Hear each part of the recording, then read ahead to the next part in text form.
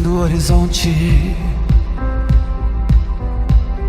no canto mais distante lá,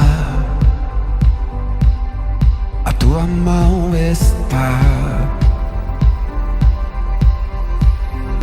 Lá, acima do universo, nas linhas de um verso lá, a tua mão está. Se eu for ao céu, ou ao mais profundo mar,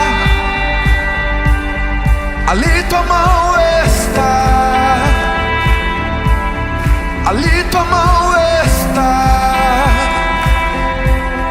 Nem sempre eu posso ver, mas além do meu olhar, sim, Senhor, a tua mão está, a tua mão está. Na imensidão do firmamento, no tempo, em todos os momentos lá, a tua mão está. Agora o lá é aqui. Lá, no coração que chora, no abraço que consola lá, a tua mão está. Se eu for ao céu, ou ao mais profundo mar. Boa noite, irmãos. Graça e paz sobre todos. Vamos continuar nossos estudos do Apocalipse, hoje capítulo 10. Como de costume, vou ler o primeiro todo o capítulo, depois a gente volta comentando versículo por versículo ou onde for necessário. E o comentário costumeiro, a gente agora vamos ler a palavra de Deus, as profecias em linguagem figurada, e sabendo que a linguagem figurada ela não deve ser interpretada literalmente, mas não é por isto que ela não carrega grandes verdades. Pelo contrário, a mesma linguagem figurada, as profecias trazem junto uma grande verdade de Deus. E que Deus nos abençoe, nos dê espírito de conhecimento e de sabedoria para entender a palavra dele corretamente em toda a verdade. Mesmo não sendo toda a revelação, mas que a porção de revelação que ele nos trouxer, que seja verdadeira e vinda dele. Amém? Vamos lá. Apocalipse, capítulo 10, versículo 1. Vi outro anjo forte descendo do céu, envolto em nuvem, com um arco-íris por cima de sua cabeça. O rosto era como o sol, e as pernas como colunas de fogo. E tinha na mão um livrinho aberto. Pôs o pé direito sobre o mar e o esquerdo sobre a terra. E bradou em grande voz, como ruge um leão.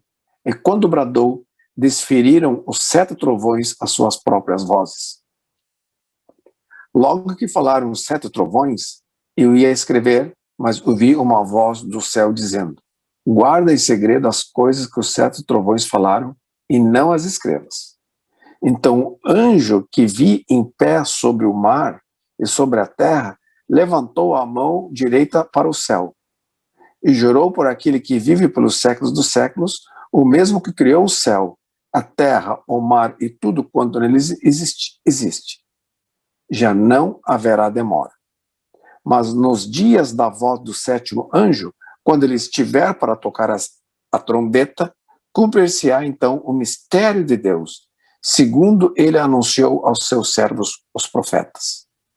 A voz que eu vi vinda do céu estava de novo falando comigo e dizendo: vai e toma o livro que se acha aberto na mão do anjo em pé sobre o mar e sobre a terra. Fui, pois, ao anjo dizendo-lhe que me desse o livrinho. Então ele me falou: toma-o e devora-o, certamente ele será amargo ao teu estômago, mas na tua boca doce como o mel. Tomei o livrinho da mão do anjo, o devorei e na minha boca era doce como mel. Quando, porém, eu comi, o meu estômago ficou amargo. Então me disseram, é necessário que ainda profetizes a respeito de muitos povos, nações, línguas e reis. Amém. Esse é o capítulo 10 do Apocalipse, é um capítulo curto, numa linguagem figurada, como é costume do livro todo, difícil de entender. Mas vamos lá, com base na palavra de Deus, pegando essa linguagem figurada, vendo em outros livros o que quer dizer cada coisa, a gente pode ter uma porção de revelação verdadeira. Vamos lá?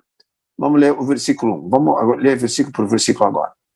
Vi outro anjo, então, Apocalipse 10, 1. Vi outro anjo forte descendo do céu, envolto em nuvem, com o arco-íris por cima da sua cabeça. O rosto era como o sol e as pernas como colunas de fogo. Tá. Então, vem um anjo forte descendo do céu, um enviado de Deus, em nuvem, com arco-íris. O que é o arco-íris? A aliança, aparece lá em Gênesis, a aliança de Deus de não mais destruir a terra.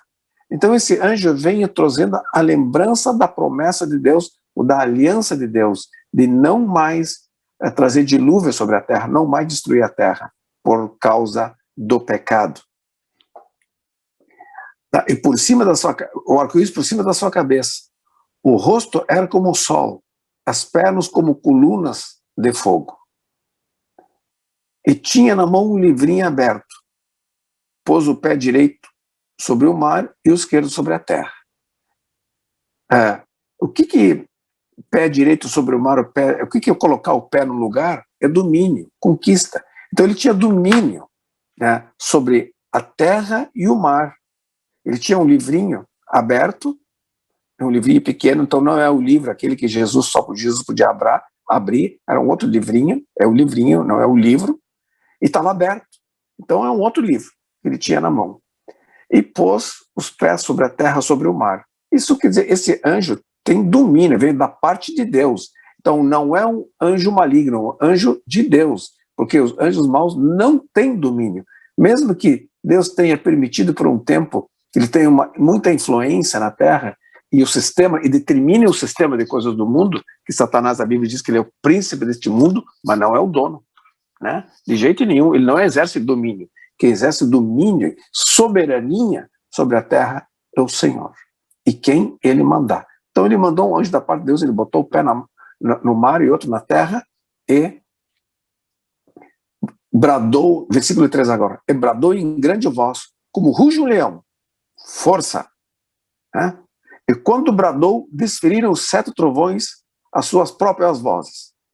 O trovão na voz, isso aparece em João, aparece em Salmos, né, que a voz do Senhor é como trovão.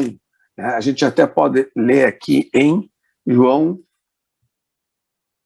12, 29, para ver, porque da onde que a gente tira essa figura com certeza, essa linguagem figurada, nós podemos falar com certeza. Lá, João, capítulo 12, versículo 29. A multidão, quando assim, aconteceu isso por ocasião alguns gregos queriam ver Jesus, aí Jesus fala com eles, depois no versículo 29, a multidão, pois que ali estava, tendo ouvido a voz, dizia ter havido um trovão. Outros diziam, foi um anjo que lhe falou. Né? Então, em outras partes da Bíblia, a voz do Senhor, ela é como trovão. Então aqui, quem falou foi o Senhor. Né? E bradou em grande voz como ruge um leão, esse anjo com o pé na terra e o pé no mar, né? Bradou. Então falou uma coisa que vai acontecer. Né? Versículo 4. Logo que falaram os 7 trovões, eu ia escrever, mas eu ouvi uma voz do céu dizendo, guarda em segredo as coisas que os 7 trovões falaram e não as escreva. Aqui é um mistério. Por que falaram só para João e não era para escrever? Não sei. 5, versículo 5. Então o anjo que vi em pé, domínio, sobre o mar e sobre a terra, levantou a mão direita para o céu e jurou por aquele que vive pelos séculos dos séculos, o mesmo que criou o céu, a terra, o mar e tudo quanto neles existe, disse uma coisa, né? Que já não haverá demora. Mas, nos dias da voz do sétimo anjo, quando ele estiver para tocar a trombeta, cumprir-se-á então o mistério de Deus, segundo ele anunciou aos seus servos, os profetas. Então, o sétimo anjo ainda não tinha tocado, ainda a sétima trombeta, isso não tinha acontecido, né? Então, e esse anjo que desceu do céu disse que na sétima trombeta, quando ele tocar o sétimo anjo tocar a sétima trombeta, cumprir-se-á então o mistério de Deus, segundo ele anunciou aos seus servos, os profetas. Bom, olha só, agora vamos comparar. Que mistério é este?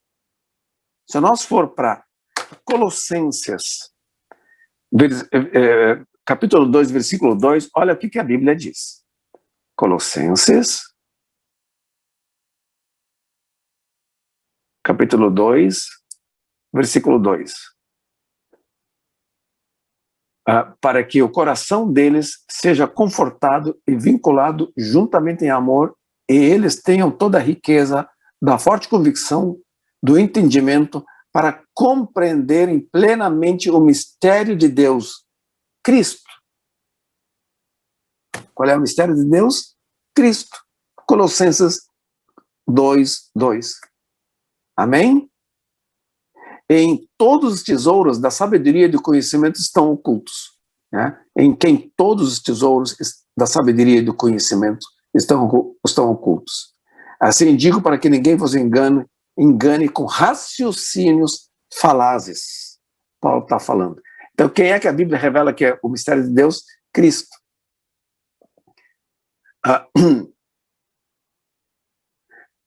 Gostaria, pois, e no versículo 1 de Colossenses 2, isso é muito importante isso, porque é com a Bíblia que a gente aprende a revelação do Apocalipse, lendo o restante da Bíblia.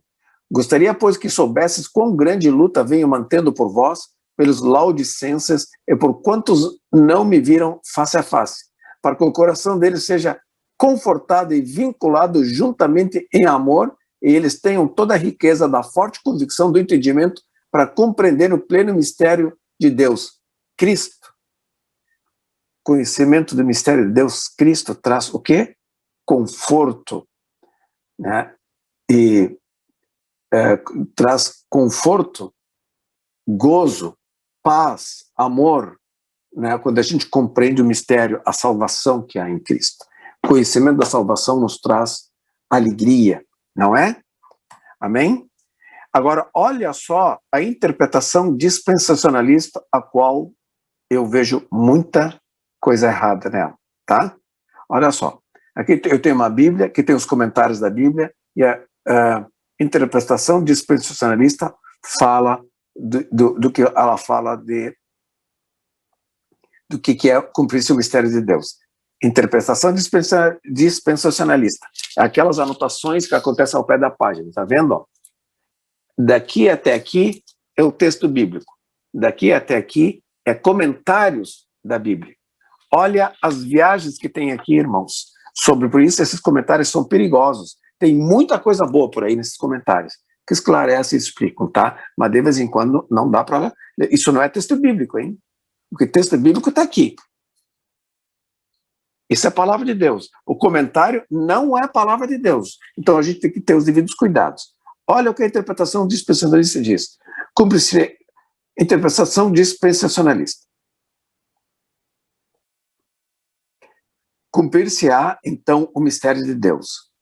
O versículo 7 se correlaciona com Daniel 9:24, o termo do propósito final de Deus relacionado com a nação de Israel, com a cidade de Jerusalém.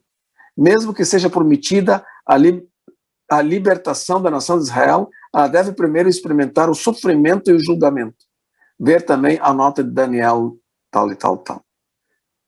O mistério de Deus é Cristo, inclusive para a nação de Israel. Ele falava isso para os profetas, né? Como fala aqui no próprio texto do Apocalipse 7.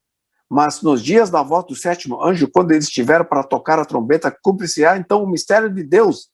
Cristo é o mistério de Deus. Segundo ele anunciou aos seus servos, os profetas. Então não tem nada esse negócio de Jerusalém, como geograficamente falando, politicamente falando, não tem nada a ver com política. Jesus esteve em Jerusalém há 2000 anos atrás, com o Império Romano, ele podia, se ele quisesse, com o poder e a sabedoria que ele tinha, retomar aquela terra dos romanos de volta. Ele não fez isso. O que ele fez? Ele veio anunciar coisa muito maior, né? A salvação eterna, né? Tanto dos judeus e depois para todos os gentios, né? Bom, vamos lá. Versículo 8.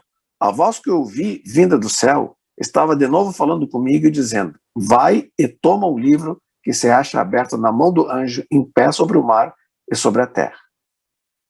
9. Fui, pois, ao anjo, dizendo-lhe que me desse o livrinho. Ele então me falou: toma-o e devora-o.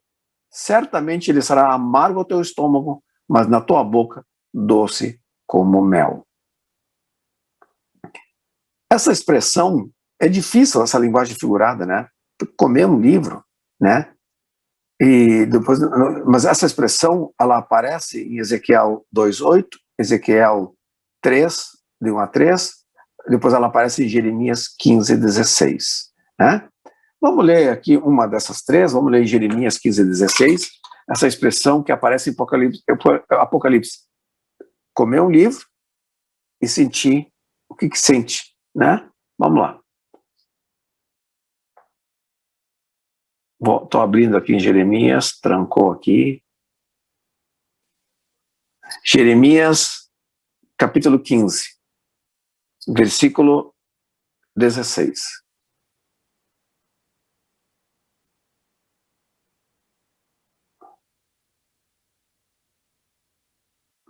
Vamos lá, eu vou ler aqui.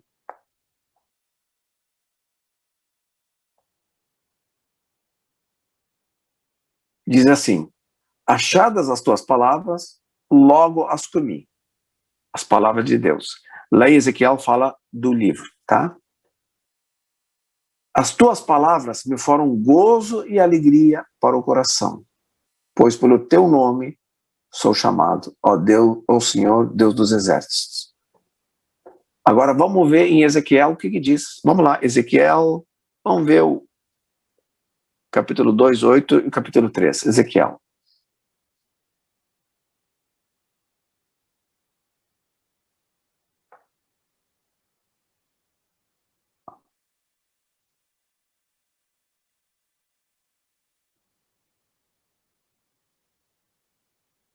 Aqui só fala de como que eu te dou. Vamos para Ezequiel 3. Ezequiel 3. Ezequiel 3, de 1 a 3. Vamos lá. Aqui tem. Ainda, ó, Ezequiel 3, 1 a 3. Ainda me disse: filho do homem, come o que achares, come este rolo. Vai e fala à casa de Israel. Então abri a boca, e ele me deu a comer o rolo. Ele me disse: filho do homem, dá de comer ao teu ventre e enche as tuas entranhas deste rolo que eu te dou.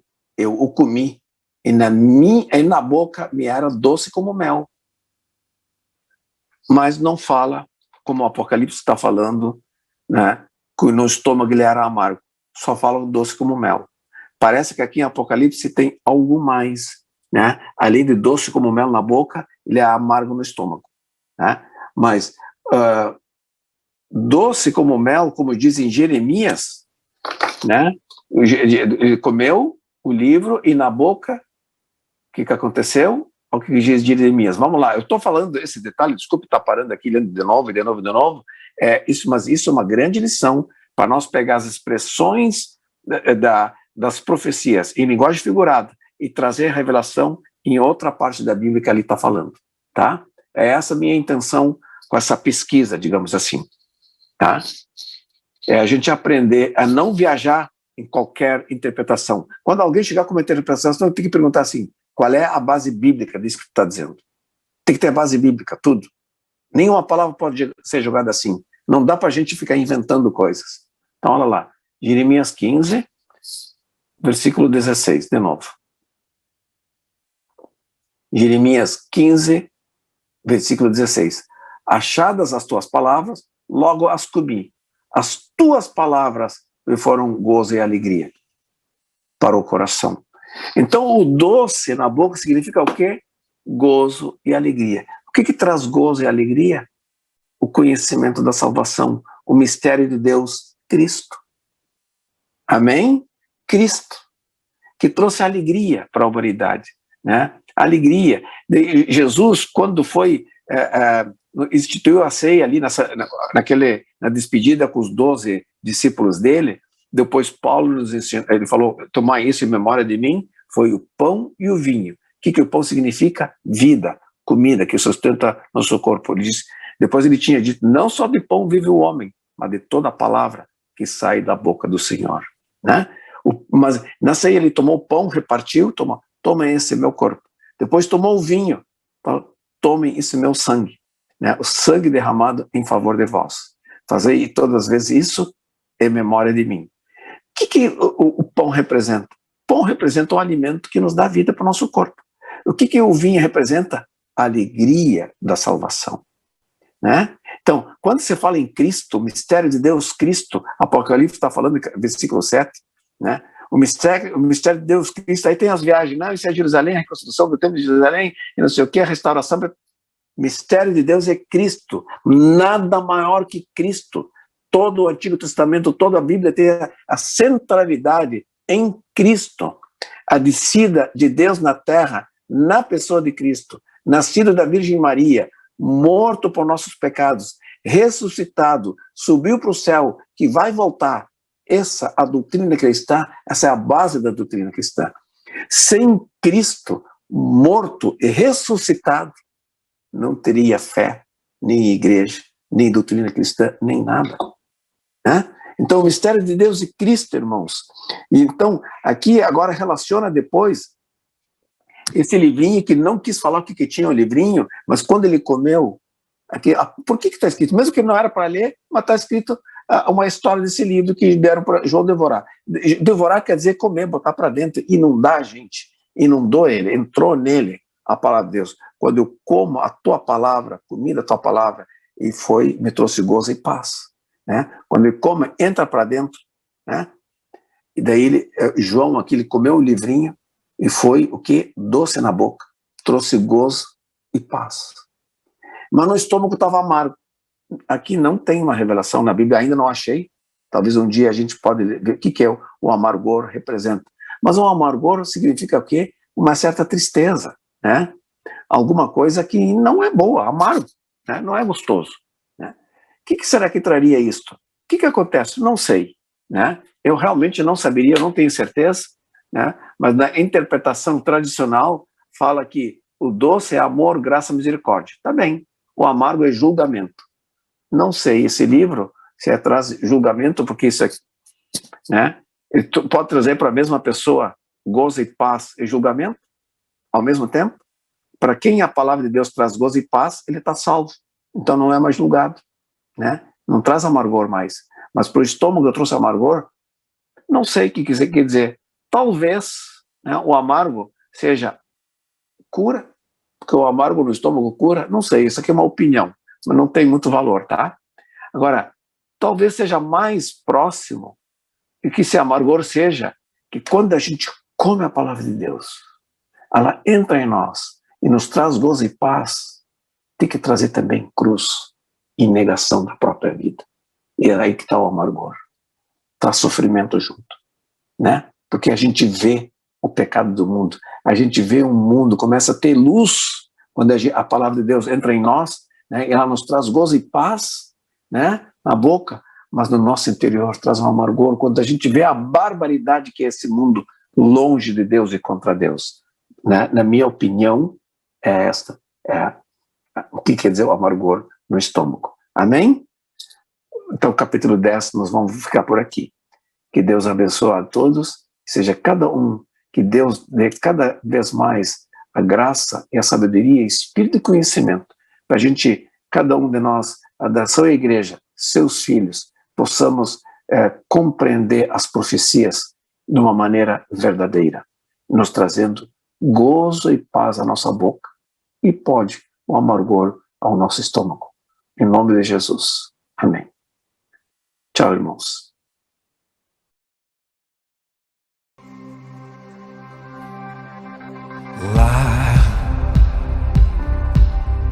fim do horizonte,